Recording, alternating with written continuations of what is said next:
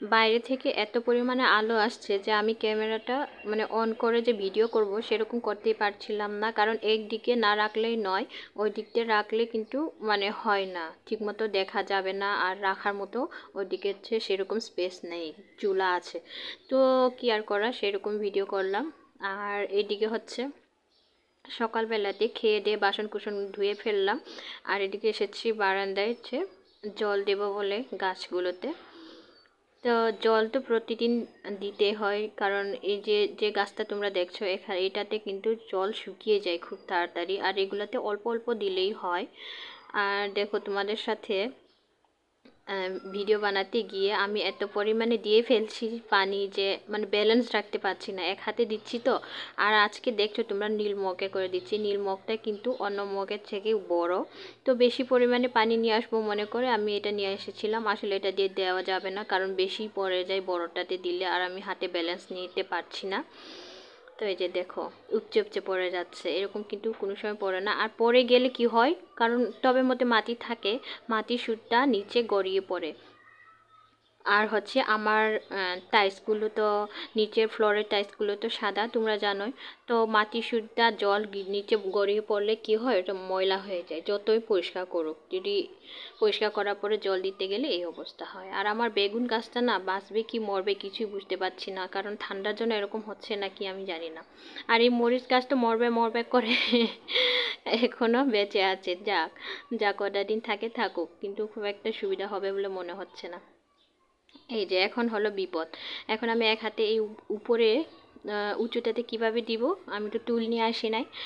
এখন এই নিচে যেটা আছে এটাতে দিয়ে দিলাম, আর উপরেরটা আমাকে ক্যামেরা অফ করে দিতে হবে, কিছু করার নেই। তো আজকে ব্লগটা বন্ধুরা স্টার্ট করে দিলাম, তোমরা সঙ্গে থাকো, সাথে থাকো, আর পুরোটা দেখতে থাকো।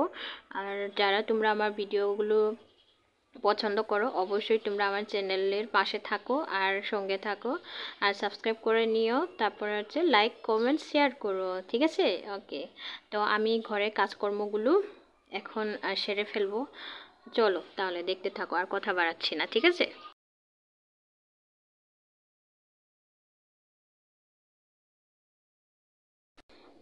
ঘর ঝাড়ু দেওয়া হয়ে গেছে, এবার আমাকে ঘরটা মুছে নিতে হবে, তো মোপটা নিতে যাচ্ছি। তো নিয়ে এসে আমি হচ্ছে ঘরটা মুছে নেব। এই যে মহিলাদের কাজকর্ম হচ্ছে এগুলো, ঠিক না? এটা মানে কর্মজীবী হোক বা গৃহিণী হোক, এই কাজগুলো কিন্তু নিজের ঘরের কাজগুলো কিন্তু যত্ন নিয়ে করতে হয়, ঠিক না? কারণ এই কাজগুলো কিন্তু পুরুষ মানুষেরা করে দেবে না, যদিও করে দেই মাঝে মধ্যে, হেল্প করে অবশ্য, কিন্তু করলে কি হবে, ওরা তো একদিন কি দুই দিন করবে, কিন্তু আমাদের তো প্রতিদিনই করতে হয়, ঠিক না? তো অবশ্য মাঝে মধ্যে করে দেই, কিন্তু নিজের করার মতো যেন হয় না, হয়ে ওঠে না ওইরকম করে।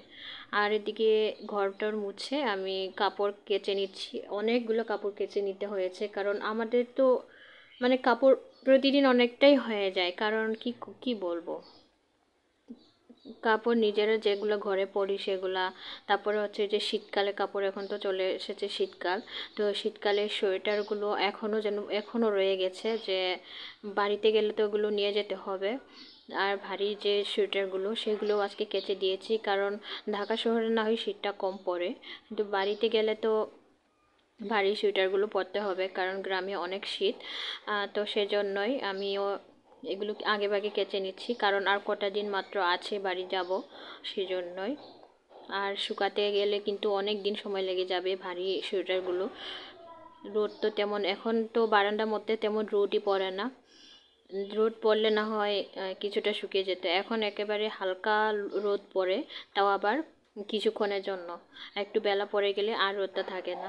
তো আমি কিন্তু এদিকে কাপড় কাচা কেচে নিয়েছি, আর এদিকে হচ্ছে চলে এসেছি হচ্ছে এই যে ঘরটা মুছে নিয়েছিলাম, আর পাপোশগুলো এক জায়গায় রেখেছিলাম, তো সেগুলো এখন পাপোশগুলো কি করব, বিছিয়ে নিচ্ছি জায়গা মতো করে।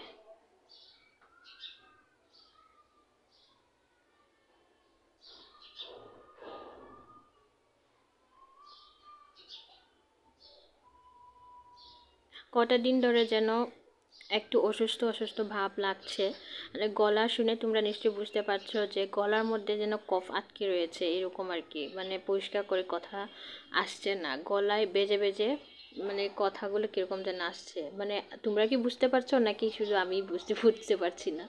তো এদিকে দেখিয়ে দিলাম পানি সিদ্ধ দিয়েছিলাম, আর হচ্ছে কুচিয়া মাছটা একটু গরম করে নিয়েছি। আর এদিকে আমি রেডি হয়ে নিয়েছি, হচ্ছে বান্ধবীর বাসায় যাব, কারণ মামা গ্রাম থেকে নতুন চাল নিয়ে এসেছিল। তো সেই নতুন চালটা দিতে যাব। আর এদিকে আমি একটা নতুন দক্সারি কিনেছি, মানে ওই যেটা তোমাদেরকে দেখিয়েছিলাম, তো সেটা এখন পরবো। আর পরে হচ্ছে পরবো না, পরেই নিয়েছি, এখন আমি জাস্ট রেডি চলে যাব আর কি, বের হবো এখনই। তো এই যে চালটা দেখিয়ে দিলাম, খুব একটা বেশি নেইনি, ও তো একা থাকে, তো ওর একার জন্য এটা 2-3 দিন চলে যাবে। তো চলো দেখতে থাকো, ওখানে গিয়ে আবার দেখা হচ্ছে, ঠিক আছে। চলে এসেছি পাপির বাসায়, তো ও রান্না করে গেছে চা বানাবে বলে, আর আমি এখানে বসে আছি একা, তোমাদেরকে তার রুমগুলো দেখিয়ে দিচ্ছি। তার রুমেও সাপলেদ আছে, রুমে না বাসাতে সাপলেদ আছে, ও একা থাকে এই রুমটাতে। আর এদিকে আমি ভেবেছিলাম ও চা বানাতে গেছে, কিন্তু ও কী করলো, ও হচ্ছে ভাত নিয়ে প্লেটে করে নিয়ে এসেছে, আর আমরা দুজনে এই জাস্ট খেয়ে উঠলাম, মানে এত পরিমাণে জোর করছিল খাওয়ার জন্য কি বলবো। আমি তো খেয়েই নাস্তা খেয়েই চলে গিয়েছিলাম, কিন্তু কিছু করার নেই, ও অনেক জোর করছিল। আর এদিকে দেখো রেডি হয়ে নিয়েছি আর বেরো হয়ে গেছি। কোথায় যাচ্ছি? পাপড়ির সাথে। হ্যাঁ, পাপড়ির সাথেই বেরোচ্ছি। কি ব্যাপার, কোথায় চলে এসেছি ঠিক না? আমি চলে এসেছি চার্চে। তো তোমরা তো দেখেছিলে যে পাপড়ি বাসায়, তো সেখান থেকেই তাড়াতাড়ি বাসায় এসে রেডি হয়ে জাস্ট চলে এসেছি হচ্ছে চার্চে। তো বের হয়ে তোমাদেরকে বের হওয়ার ভিডিওতে তোমাদেরকে দেখিয়েছি। তো এই চার্চটা কিন্তু অনেক বড়, ঢাকা শহরে এটি না বেশ নামকরা চার্চ, আর বড়ও অনেকটা জায়গা জুড়ে এই চার্চের। তো এখন এই চার্চের নাম হচ্ছে বনানী চার্চ। তা বনানীতে এটা আছে। আর ওই যে দেখো ওটা হচ্ছে গির্জাঘর, ঠিক আছে। আর এটি হচ্ছে গির্জাঘর সংলগ্ন বিল্ডিংগুলো, আর আশপাশে জায়গাগুলো কিন্তু বেশ সুন্দর, কারণ অনেকটা ফুল গাছ রয়েছে, আর খুব সাজিয়ে গুছিয়েই রেখেছে এই চার্চটাতে, কারণ এখানে অনেক লোক আসে এই চার্চটাতে।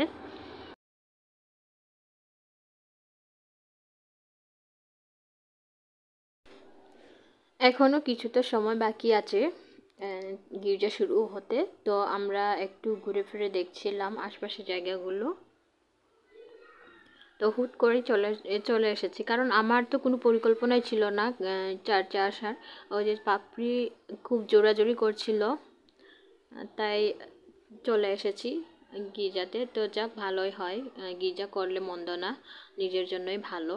তো গির্জাঘরের ভিতরে আমি ঢুকে গেছি, দেখা হচ্ছে তাহলে আর আরও কিছুক্ষণ পরে, ঠিক আছে। আর এই গির্জাঘরটা কিন্তু বেশ বড়, অনেক অনেক লোক ধরে এই গির্জাটাতে।